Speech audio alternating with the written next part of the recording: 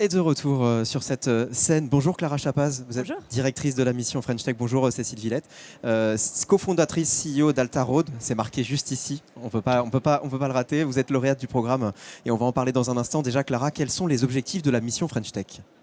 Alors la mission French Tech, c'est l'administration du ministère de l'économie. Donc on n'est pas très loin à Bercy, entre Bercy et Station F, qui a en charge d'aider les startups à pouvoir accélérer et vraiment faire en sorte que, comme je pense on peut le voir aujourd'hui, on ait un écosystème entrepreneurial tech des plus développés, des plus dynamiques au monde, et on est là pour vous accompagner à faire ça.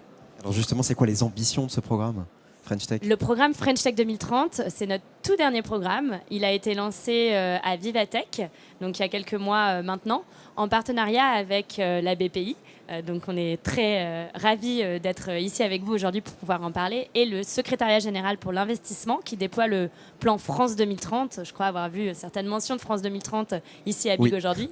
Et l'idée, c'était de se dire comment est-ce qu'on peut accompagner des entreprises qui sont stratégiques, qui répondent aux enjeux de demain, des enjeux d'innovation de rupture, que ce soit sur la santé, dans la biothérapie, les biomédicaments, dans la transition écologique. Alta Road en est un exemple parfait, mais encore dans le quantique, l'intelligence artificielle, la cybersécurité. On a des opportunités technologiques d'avenir qui s'ouvrent devant nous. On sait que les startups, on l'a prouvé, on peut en être fiers, dans les 10 dernières années, ont montré leur capacité à déployer ces innovations. Et donc, on veut les accompagner tous ensemble, BPI, Mission French Tech et SGPI, à accélérer pour ces 125 lauréats. Justement, quel est le rôle de BPI France particulièrement ?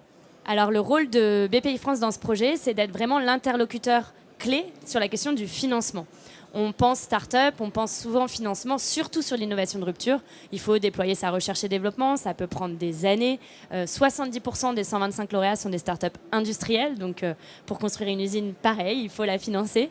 L'idée, c'est d'inverser un peu les tendances et non pas de dire aux entrepreneurs, voilà, on a plein de dispositifs de financement, mais d'avoir un interlocuteur dédié chez BPI qui va pouvoir passer du temps avec les dirigeants, donc avec toi Cécile, et se dire quels sont les dispositifs qui vous correspondent le plus, et notamment les dispositifs de France 2030, d'où le partenariat avec le SGPI. Et on va donner la parole à Cécile. Bienvenue sur cette scène, Cécile. Vous êtes lauréate donc, de ce programme French Tech.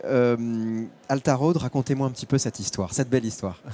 Donc en quelques mots, Alta Road, aujourd'hui, nous, on fait de l'économie circulaire, donc de la traçabilité des déchets dans le BTP. Et comment est-ce qu'on en est arrivé là ? On vient au départ de 3 labos qui sont hyper prestigieux. C'est l'école polytechnique, les Ponts et Chaussées, donc l'université Gustave Eiffel et le CNRS. Il y avait une techno qui était dans ces labos pour rendre les transports, la ville durable en faisant de la traçabilité des flux. Et la chercheuse qui avait breveté cette technologie nous disait moi je suis chercheuse, j'adore chercher, j'adore trouver. Mais le fait que mes brevets restent sur l'étagère, c'est hyper frustrant. Donc je cherche quelqu'un pour aller sur le... Pour le porter, sachant que moi, je n'ai jamais vu de client et que si j'en vois pas de ma vie, ça me va très bien. Mais par contre, je voudrais que ma techno serve. Et c'est hyper honnête. Moi, j'ai trouvé que c'était le bon fit avec cette cofondatrice-là, quelqu'un de droit dans ses bottes. Je sais à quoi je suis bonne. Et par contre, je cherche quelqu'un pour porter la techno. Et c'est là où il y a eu un fit, parce que moi, j'avais fait... je suis ingénieur télécom au départ. J'avais fait 10 ans de déploiement d'objets connectés. Donc, j'avais envie de monter une boîte à impact, et là je vois une chercheuse qui a un objet connecté à déployer dans un domaine hyper polluant. Le BTP, si on se rappelle, c'est quand même le premier producteur de déchets, 30%, le premier consommateur de matériaux, 50%, et puis un des plus gros émetteurs de gaz à effet de serre. Donc là, forcément, il y avait quelque chose à faire avec sa techno. Et donc, les premiers clients qui nous ont dit on en a besoin, c'est des acteurs du BTP qui nous ont dit l'écosystème change, on a besoin de solutions de traçabilité, donc ce qu'on amenait des capteurs pour peser les camions et puis pour reconnaître ce qu'il y avait dans les bennes, etc., et de la digitalisation, ça les aidait à répondre aux nouvelles exigences de traçabilité pour que finalement on aille moins chercher ces matériaux initiaux et qu'on réutilise vachement plus les déchets qui sortaient de leur chantier pour les chantiers d'après. Donc c'est sur ça qu'on est aujourd'hui avec une plateforme digitale. Donc là, on coche toutes les cases de French Tech 2030. On a la partie industrielle avec la partie capteur caméra. On a la partie plateforme avec l'intelligence artificielle. Et bien sûr, notre ambition, c'est de faire ça de manière la plus raisonnée possible pour donner les moyens aux industriels du BTP, les donneurs d'ordre, etc., de prendre les bonnes décisions. Donc aujourd'hui, vous adressez à qui en particulier ? Alors, on a plusieurs types de clients. Donc, les MOA, donc les gens qui commandent les chantiers. Oui. Là, ça peut être un département, ça peut être EDF, ça peut être le ministère de la Justice, on va en parler dans une seconde. Ensuite, il y a les grands du BTP, donc là, Vinci, Eiffage, etc. On travaille déjà avec eux. Et puis, ensuite, il y a les personnes qui valorisent à la fin les déchets. Et donc, on fait cette plateforme, ce lien entre ces différents acteurs pour dire de bout en bout, votre déchet part du chantier, où est-ce qu'il va, qu'est-ce que vous en faites ? Et idéalement, il faut que ça revienne jusqu'à une économie circulaire où ces matériaux, on les réutilise, c'est plus des déchets, ça redevient des matériaux. Et alors pourquoi candidater au programme French Tech 2030 ? Alors on avait vraiment cet enjeu de passer à l'échelle et bien sûr cette ambition internationale. Parce que si vous voulez transformer, avoir un impact, vous ne l'avez pas en restant en France. Enfin, des camions, il y en a partout, des chantiers, il y en a partout. Et donc l'enjeu, c'est d'aider de manière internationale à avoir cet impact. Donc première étape, on veut devenir la solution de référence parce qu'on croit vraiment à notre positionnement où on est neutre, on fait que de la traçade, donc on est bien positionné pour donner des recommandations, pour donner des chiffres. On n'a pas d'autres conflits d'intérêts. Et on a une technologie qui est adoptée par les utilisateurs aujourd'hui, qui est sanctionnée en disant ça nous amène de la valeur sur toute la chaîne. Pas seulement d'un côté, c'est réglementaire, il faut le faire, mais aussi économique. Et donc nous, on veut grandir pour avoir cet impact beaucoup plus large et aider à cette transition environnementale large. Et concrètement, quand on candidate, comment ça se passe ? Alors après, justement, j'aurais de l'autre côté, mais c'est compliqué de candidater ? Alors non, c'était là où c'était par rapport à d'autres dossiers. On en a eu beaucoup, on en a gagné beaucoup, donc vous avez eu raison de nous choisir par ailleurs. Mais là, c'était hyper cool parce que c'était 5 slides où on nous demandait d'être synthétique. Et finalement, transmettre sa vision en 5 slides, c'est aussi un exercice. Et ce que j'ai beaucoup aimé en discutant avec les gens qui avaient relu notre dossier de l'autre côté, c'est qu'ils ne s'étaient pas contentés de lire les 5 slides, c'est qu'ils avaient été chercher toutes nos interventions sur YouTube, sur BFM, sur notre site internet aussi, pour vérifier qu'il y avait cette cohérence sur l'ambition, sur le message, sur la techno, et que ce travail, j'ai bien aimé par rapport à d'autres dossiers où c'est vraiment, on lit votre dossier puis on vous pose des questions. Là, il y a eu le travail spontané d'aller vérifier que tout ce qu'on disait, c'était cohérent. Pourquoi Altarod a convaincu ? Alors, et comment on a eu plus de 1000 dossiers sur le programme French Tech 2030, donc je tiens à saluer la qualité des dossiers qu'on a reçus et notamment celle d'Altarod. Pourquoi Altarod ? En fait, Altarod, c'est l'archétype de ce qu'on essaye de faire et de, je pense, ce qui nous rendra collectivement fiers si on le réussit dans les 10 prochaines années. On a un écosystème de la French Tech qui arrive à un certain niveau de maturité. On ouvre son portable, on paye son ami avec Lydia, on commande une voiture partagée avec Blablacar. Peut-être on utilise des outils comme Conto si on est dans une start-up. Bref, tous ces outils sont rentrés dans les usages des Français. C'est 3 Français sur 5 qui l'utilisent tous les mois. Mais c'est essentiellement des outils numériques. L'avenir, c'est aussi des innovations de rupture qui passent à l'échelle. Et donc, si on caricature un peu, on pourrait se dire l'entrepreneur qui a réussi, et c'est d'ailleurs un peu l'image que nous donne souvent le ministre Jean-Noël Barrot, qui je crois sera là tout à l'heure, c'est souvent un homme. Il est souvent issu d'une grande école de commerce. Il est probablement en basket et, et il développe des entreprises du digital. Bon, c'est très bien. On ne va pas commencer à ne pas être fiers de ces réussites. C'est magnifique ce qui s'est passé dans les dernières années.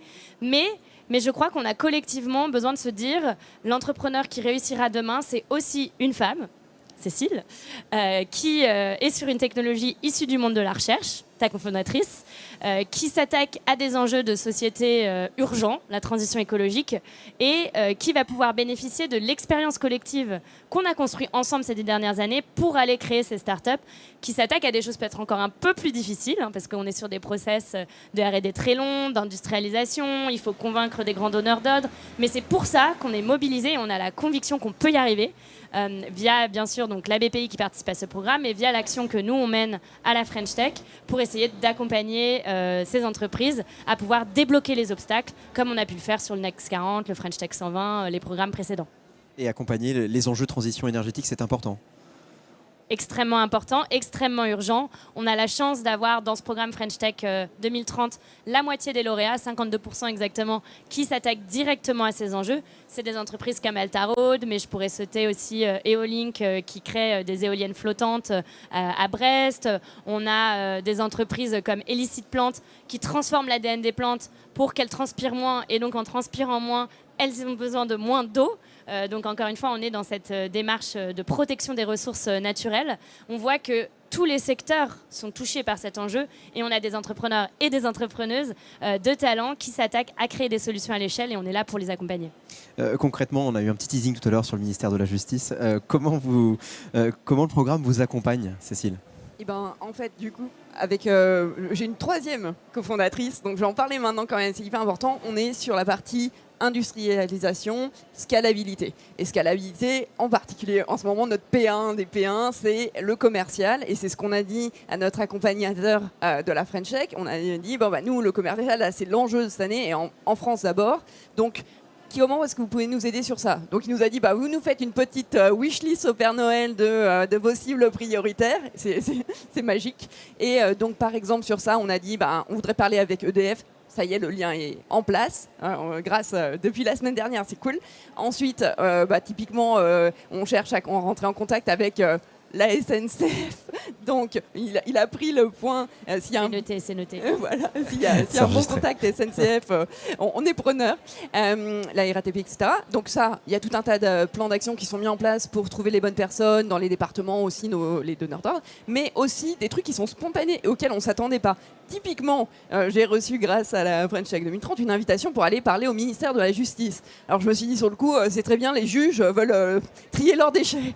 Bon, mais sauf que je voyais pas le lien, et sauf que bien sûr, en fait, le ministère de la Justice, c'est un des plus gros opérateurs de foncier, et 70% de leur budget, c'est les travaux dans les tribunaux, dans les prisons, dans les maisons d'arrêt. Enfin, il y a énormément de travaux.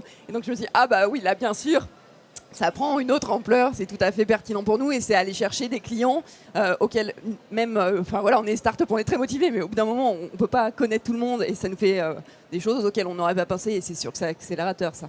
Et d'être ici aussi, aujourd'hui ? Typiquement. Non mais c'est vrai. L'ambition, c'est aussi pour vous, j'imagine, d'aller vers l'international ? Voilà, c'est l'étape d'après, comme je disais au début. On est crédible d'abord sur son marché et c'est ça qu'on est en train de faire de manière très focus là maintenant. Et en même temps, dans un an, et c'est sur la fin de notre programme French Tech 2030, dans un an, là, on dira au fait, l'international, c'est maintenant. Parce que bien sûr, notre ambition, si on va réduire l'impact environnemental des chantiers, bien sûr, c'est d'aller à l'international aussi. On a déjà des demandes dans le reste de l'Europe qui implémentent un peu les mêmes réglementations. Et puis, on a eu des demandes en Afrique, en Asie, aux États-Unis. Donc, il y a vraiment un potentiel énorme. Et l'Europe est un petit peu en avance. Et la France, sur ça, on se positionne aussi un petit peu en avance sur certains aspects de cette transition. Donc, nous, on veut vraiment être là-dedans et moteur pour amener ce qu'on aura appris sur le terrain aussi en France, ailleurs et pouvoir le répliquer. Et justement, Clara, à l'échelle du monde, comment se situe la France sur la tech ? Sur la tech au sens large, alors on ne va pas se le cacher, 2022-2023 est une période peut-être un peu plus compliquée, notamment sur la question du financement. Mais on sort notre épingle du jeu, on a montré, je crois, notre résilience, notre capacité à nous adapter en tant qu'écosystème et à agir sur des changements de priorité. Aujourd'hui, ce n'est pas qu'il n'y a plus d'argent.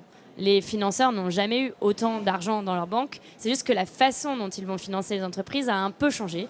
Les critères sont plus axés sur la profitabilité, ou en tout cas le chemin pour atteindre cette fameuse profitabilité. Et on voit les entrepreneurs qui vraiment réagissent, s'adaptent à ces nouveaux paradigmes. L'objectif numéro 1, c'est la commercialisation. Et nous, notre rôle, c'est aussi d'adapter notre accompagnement pour pouvoir aller plus vite vers ces nouveaux paradigmes. Donc tu l'as mentionné, une des initiatives qu'on a lancées justement de façon concomitante avec ce programme French Tech 2030, c'est l'initiative Je choisis la French Tech, qui consiste à dire on peut tous faire un effort pour aller choisir les solutions absolument géniales que développent les entreprises de la French Tech. Et je ne parle pas de partenariat d'innovation ou de visibilité mise en avant. Je parle vraiment de qu'est-ce qu'on fait avec notre argent quand on est dans une entreprise, qu'elle d'ailleurs elle soit un grand groupe, une collectivité locale ou peut-être même une entreprise de la French Tech, parce qu'elles ne sont pas meilleures élèves. Avec notre budget achat, on peut faire bouger les choses, parce que pour une start-up, 1 euro de financement c'est très bien, mais 1 euro de commande, je pense que tu seras d'accord, c'est encore mieux. Donc on est mobilisé là-dessus pour pouvoir vraiment accélérer de cette façon tous ensemble. Merci beaucoup Clara et merci Cécile, et je comprends le coup de cœur de votre associé aussi pour vous, parce qu'effectivement vous avez porté ce message avec beaucoup d'enthousiasme et c'est effectivement très agréable. Bonne continuation pour Altarod. Merci. Et merci à toutes les deux. Et dans un instant, on va parler entrepreneuriat et engagement.